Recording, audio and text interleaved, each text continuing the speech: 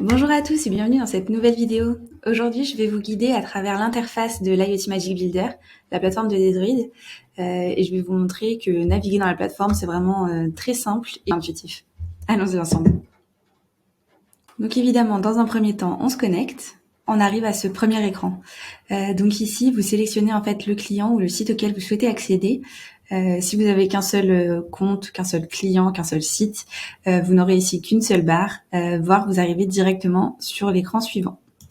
Vous avez du coup ici accès à plusieurs espaces, plusieurs modules de la plateforme IoT Magic Builder. Donc de droite à gauche, donc vous avez d'abord l'espace branding, où vous pouvez mettre toute la plateforme aux couleurs de vos marques.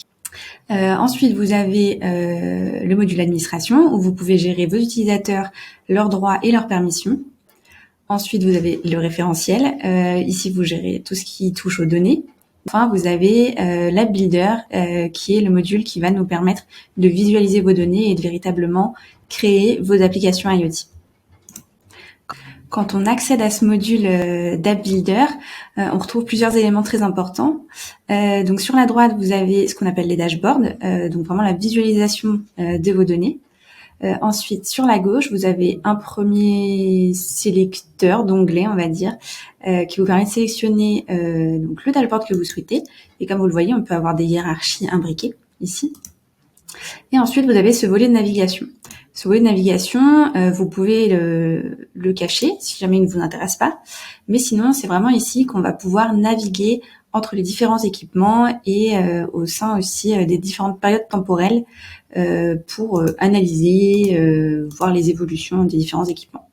Donc ici, on sélectionne les équipements et ici, on sélectionne la période temporelle.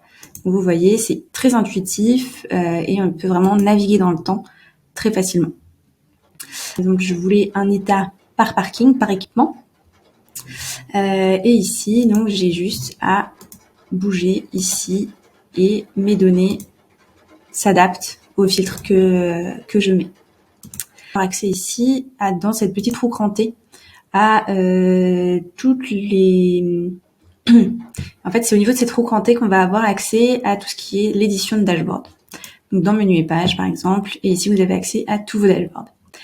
L'édition de dashboard, c'est quelque chose qu'on verra dans une prochaine vidéo pour ne pas prendre trop de temps dans celle-ci. Donc restez connectés si c'est quelque chose qui vous intéresse. Et du coup, en attendant notre prochaine vidéo, je vous souhaite une bonne journée.